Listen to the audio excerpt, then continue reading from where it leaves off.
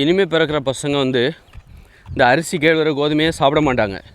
ஏன்னா இனிமேல் பிறக்கிற பசங்கள்லாம் இருக்காங்கள்ல, இனிமேல் இப்போ இருக்கிற சின்ன பசங்க, இனிமேல் பிறக்கிற பசங்கள்லாம் வந்து வாழ்க்கை அனுபவிக்கணும், காதலிக்கணும், அன்பு பாசம் அவனுக்கு வந்து இதுதான் வந்து அந்தந்த வயசில் வாழ்க்கையை அனுபவிச்சிடணும். காதலிக்க வேண்டிய வயசில் காதல், கல்யாணம் பண்ண வேண்டிய வயசில் வயசு, அந்த மாதிரி போட்டி போடுவாங்க. அதில் போட்டி போடுவாங்க.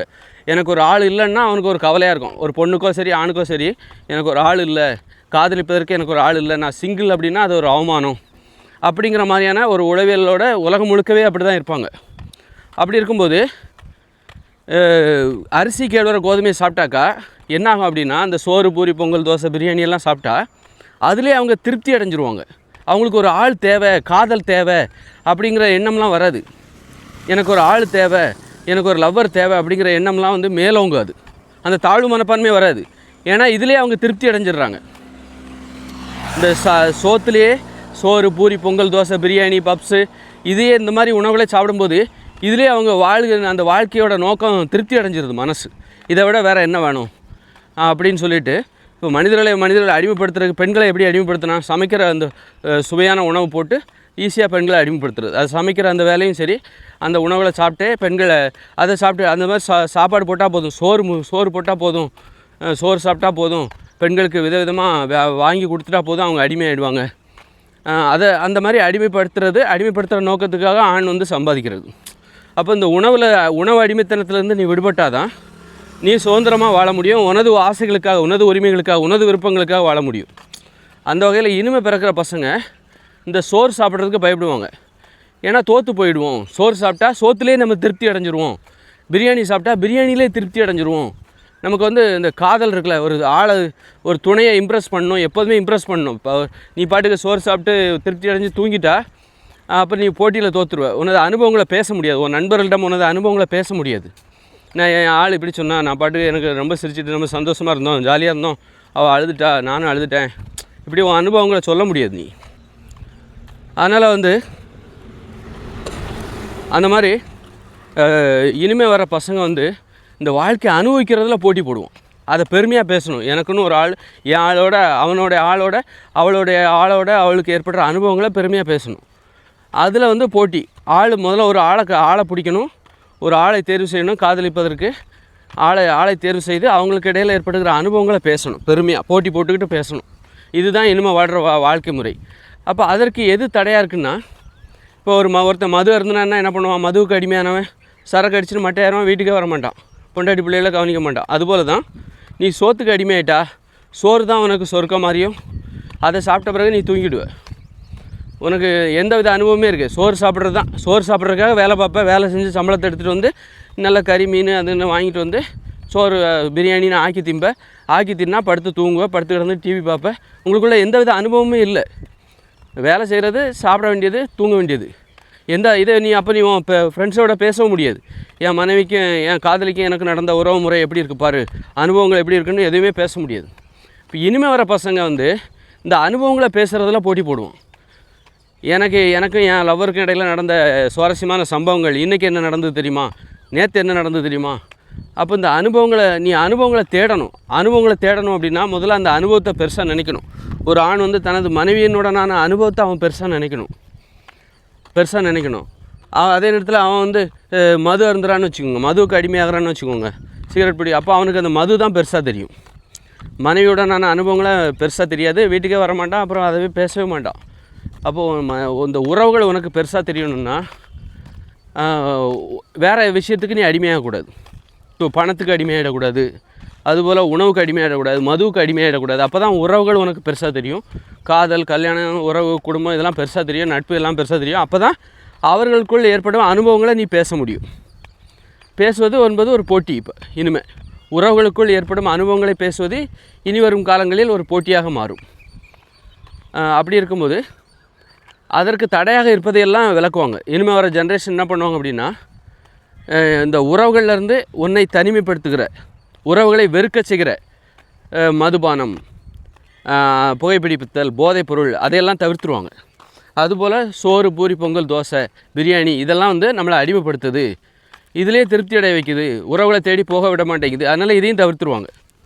நல்ல காய்கறி, பச்சை காய்கறி, பழங்கள், மாமிசம், மீன், முட்டை, தயிர், மோர், பால், வெண்ணெய், நெய், தேன், காய்கறி, பழங்கள் இந்த மாதிரி சாப்பிடுவோம். இது வந்து அடிமைப்படுத்தாது. இதை சாப்பிட்றதுனால உறவுகளில் எந்த பாதிப்பும் வராது. இந்த மாதிரி தான் மனித வாழ்க்கையில் மாற்றம் ஏற்பட போகுது. அதனால் அப்போ இனிமேல் வர ஜென்ரேஷன் வந்து உறவுகளுக்கு முக்கியத்துவம் கொடுத்து அவங்க உணவு முறையில் அதற்கேற்றார் போன்ற உணவு முறைக்கு மாற போகிறாங்க. அரிசி, கேழ்வரகு, கோதுமையை சாப்பிடுவதை தவிர்த்துருவாங்க. எனக்கு தெரிஞ்சு என் நண்பரோட பையன் வந்து இப்போ வந்து அவன் வந்து அரிசி, கேழ்வரகு, கோதுமையை சாப்பிட்றதில்ல. இயல்பாகவே அவன் எந்த புத்தகத்தையும் படிச்சிருப்பானோ அது படிச்சிருக்கவும் வாய்ப்பு இல்லை. இயல்பாகவே அவர் சாப்பிட்றதில்ல. காரணம் வந்து அந்த அன்பினால் பாதிக்கப்பட்ட ஒரு பையன், அன்பு பாசத்துக்காக ஏங்குகிற ஒரு பையனாக அவன் இருப்பான். அப்போ அந்த பாசத்துக்காக ஏங்கும்போது அதுக்கு அந்த பாசத்தை குறைக்கிற, அன்பை குறைக்கிற உணவு தான் அந்த அரிசி அது அப்படிங்கிறத அவன் உள்ளுணர்வு புரிஞ்சிக்கிச்சு. ஆனால் அவனுக்கு தெரியல ஏன் நம்ம சாப்பிடல, இதுக்கு இவ்வளோ விளக்கம் இருக்கா அப்படிங்கிறத நான் சொல்கிற அளவுக்கு அவங்களுக்கு தெரியாது. இப்படி ஒரு மாற்றம் வரப்போகுது. அப்போது இந்த இயந்திர அறிவியல் உலகம் எதை அடிப்படையாக கொண்டு இருக்குது அப்படின்னா, உறவுகளை புறக்கணித்து விட்டு இந்த அடிமைத்தனத்தால் அரிசி, கேழ்வரகு, கோதுமை இது போன்ற உணவுகளை சாப்பிட்டு உடலில் அளவுக்கு அதிகமான வலிமையோடு இருப்பதால் தான் இந்த இயந்திர அறிவியல் உலகம் இன்று நடைமுறையில் உயிர்ப்புடன் இருக்குது. இதை இந்த பிரம்மாண்டமான உலகத்தை உருவாக்குறதுக்கு அரிசி, கேழ்வரகு, கோதுமையினை சாப்பிட்டா அந்த உடல் வலிமை தேவைப்பட்டது. அதனால் ஏற்பட்ட உடல் வலிமையை வச்சு தான் இந்த உலகத்தையே உருவாக்குனாங்க, இந்த பிரம்மாண்டமான உலகத்தை. அப்போது இனிமேல் வர ஜென்ரேஷன் அவனுக்கு இந்த உலகம், பிரம்மாண்டமான உலகம் இதெல்லாம் பற்றி அவனுக்கு அக்கறை கிடையாது. காரு, பஸ்ஸு, தார் ரோடு, அடுக்குமாடி கட்டடம், மியா கலீஃபா, துபாய் இதெல்லாம் அவனுக்கு பெரிய விஷயமே கிடையாது. அவர்களுக்கு இனிமேல் வர்றது காதல் மட்டும்தான். காதல் தான் பெருசாக தெரியும், அன்பு தான் பெருசாக தெரியும், பாசம் தான் பெருசாக தெரியும். அந்த பாசத்திலேருந்து, காதலிருந்து இவர்களது கவனத்தை திசை திருப்புகிற மதுபானமாக இருக்கட்டும், போதைப் பொருளாக இருக்கட்டும், அரிசி, கேழ்வரகு, கோதுமையிலிருந்து தயாரிக்கப்பட்ட இட்லி, பூரி, பொங்கல், தோசை, பிரியாணியாக இருக்கட்டும், எல்லாத்தையுமே எதிராக தான் பார்ப்பாங்க. இந்த உணவுகளை அனைத்தையும் எதிராக பார்ப்பாங்க. அப்போது இனிமேல் வர ஜென்ரேஷன் எல்லாமே இந்த அரிசி, கேழ்வரகு, கோதுமையை படிப்படியாக சாப்பிட்றதுன்னு நிறுத்திடுவாங்க. அதற்கான விழிப்புணர்வு இப்போ வந்துருச்சு. கார்போஹைட்ரேட், அரிசியை தவிர்த்த உணவு முறைகள் பற்றிய விழிப்புணர்வு இப்போ பரவிட்டு இருக்குது. அப்போ இது அரிசியை சாப்பிடலைன்னா என்ன ஆகும் அப்படின்னா, இந்த ரோடை யார் போடுவா? ரோடு போடுறதுக்கு அளவுக்கு அதிகமான வலிமை தேவை. இந்த அடுக்குமாடி கட்டடத்தை யார் கட்டுவா? அடுக்குமாடி கட்டடத்தை கட்டுறதுக்கு அளவுக்கு அதிகமான வலிமை தேவை. ரோடு போடுறது, காரில் போகிறது, பஸ்ஸில் போகிறது, இந்த மாதிரியான பிரம்மாண்டமான உலகத்தை பராமரிப்பதற்கு அளவுக்கு அதிகமான வலிமை தேவை. அந்த வலிமை அரிசி, கேழ்வரகு, கோதுமையில் தான் இருக்குது. அப்போ இனிமேல் வர ஜென்ரேஷன் இந்த உலகத்தை பற்றி கவலைப்படாமல் அவனுக்கு அன்பு, பாசம் தான் பெருசாக தெரியும் போது, அந்த அன்பு, பாசத்துக்கு, காதலுக்கு, காமத்துக்கு, முக்கியமாக காமம், நீங்கள் அரிசி, கேழ்வரகு, கோதுமையை சாப்பிட்டிங்கன்னா உங்களுக்கு காம உணர்ச்சி தடைப்படும், காம உணர்ச்சி குறைஞ்சிரும், அதில் ஆர்வமே இருக்காது. அதனால் இப்படி ஒரு மாற்றத்தை தருகிற உணவை இனிமேல் மனிதர்கள் விரும்ப மாட்டாங்க. அவனுக்கு இனிமேல் காதல், அன்பு, பாசம், காமம் இதுதான் அவனுக்கு பெருசாக தெரியும். அதனாலே என்ன ஆகும்னா, இனிமேல் வர ஜென்ரேஷன் அரிசி, கேழ்வரகு, கோதுமையை சாப்பிட மாட்டாங்க. அதனால் அவங்க அளவுக்கு அதிகமான வலிமை உடையவர்களாக இருக்க மாட்டாங்க. அதனால் இனிமேல் வர்ற காலத்தில் இந்த ரோடு போடுறதுக்குன்னு யாரும் வரமாட்டாங்க, கட்டடத்தை கட்டுறதுக்கு யாரும் வரமாட்டாங்க, வாகனங்களை, கனரக வாகனங்களை ஓட்டுவதற்கு யாரும் வரமாட்டாங்க, இந்த வாகனங்களை உருவாக்குகிற பணி அதை செய்வதற்கு யாரும் வரமாட்டாங்க. இந்த உலகமே ஃபெயிலியர் ஆகிடும். 2040 இந்த உலகம் ஃபெயிலியர் ஆகுது. அதை மட்டும் நீ தெரிஞ்சுக்கோங்க. அப்படின்னா அப்போ 2040க்கு அப்புறம் நாம் ஒரு இயற்கையோடு இணைஞ்சு தான் எளிமையாக தான் வாழ முடியும். நம்மக்கிட்ட டெக்னாலஜியே இருக்காது, டெக்னாலஜியே ஃபெயிலியர் ஆகிடும்.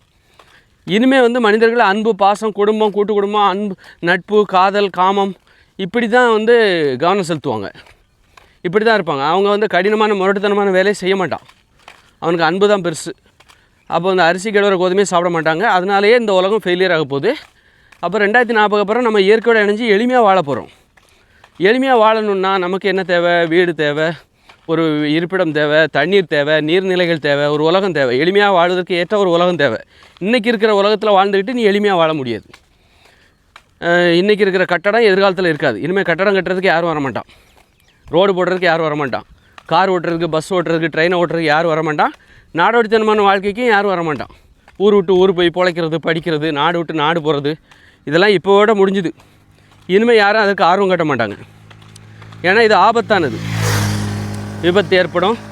அப்புறம் நீ நாடோடித்தனமாக ஒரு நாட்டிலேருந்து இன்னொரு நாட்டுக்கு போகிறேன்னா நீ வந்து என்னென்னா உறவுகளை பிரிய வேண்டிய அவசியம் வரும். உறவுகளை பிரியணும், நண்பர்களை பிரியணும், அதற்கு யாரும் சம்மதிக்க மாட்டாங்க. இந்த மாதிரி உறவுகளுக்கு முக்கியத்துவம் கொடுத்து ஒரு வாழ்க்கை முறையே மாறப்போகுது. அப்போ 2040 அப்புறம் நம்ம ஒரு வாழ்க்கை வாழ போகிறோம், எளிமையான வாழ்க்கை. எளிமையான வாழ்க்கை எப்படி வாழ்கிறது, அந்த உலகம் எப்படி இருக்கும், அதற்கான வரைபடம் என்னிடத்தில் இருக்குது, என்கிட்ட இருக்குது. அந்த வரைபடத்தை அடிப்படையாக கொண்டு ஒரு புதிய உலகை நாம் உருவாக்க வேண்டும். இன்றைக்கி இருக்கிற டெக்னாலஜியை பயன்படுத்தி, இன்றைக்கி இருக்கிற மனிதர்களை பயன்படுத்தி, அந்த அரிசி கேழ்வரகு கோதுமை சாப்பிட்றதுல ஆர்வமாக இருக்கிற இன்றைக்கி இருக்கிற மனிதர்களை பயன்படுத்தி 2040 அப்புறம் வரப்போகிற வாழ்க்கைக்கு ஏற்ற ஒரு புதிய உலகை நாம் உருவாக்க வேண்டும். ரொம்ப ஈஸி தான் அது. அதில் உள்ள கட்டுமானம்லாம் ரொம்ப ஈஸி. அதற்கான வரைபடம் என்னிடம் இருக்கிறது. நீர்நிலைகள் நிறைந்தது, தண்ணீருக்காக கஷ்டப்படக்கூடாது. 2040 அப்புறம் தண்ணீருக்காக நீங்கள் கஷ்டப்படக்கூடாது, உணவுக்காக கஷ்டப்படக்கூடாது, உறவுகளுக்காக நாடோடித்தனமாக உறவுகளை பிரிஞ்சிடக்கூடாது, சண்டை சச்சரவு இல்லாமல் வாழணும். அப்படிங்கிறதுக்கு ஏற்ற ஒரு புதிய உலகை அதற்கான வடிவமைப்பு என்னிடம் இருக்கிறது. ஒரு மாபெரும் கண்டுபிடிப்பு. அந்த கண்டுபிடிப்பை நாம் இப்போவே இந்த உலகம் முழுக்க நிறுவனம் அப்படிங்கிறத நான் சொல்லிக்கிறேன். இல்லைன்னா நம்ம ஏமாந்து போவோம். 2040 அப்புறம் நீங்கள் மிகப்பெரிய துன்பத்தை அடைவீர்கள். நான் சொல்வதை ஏற்றுக்கொள்ளவில்லை என்றால், நம்பவில்லை என்றால்.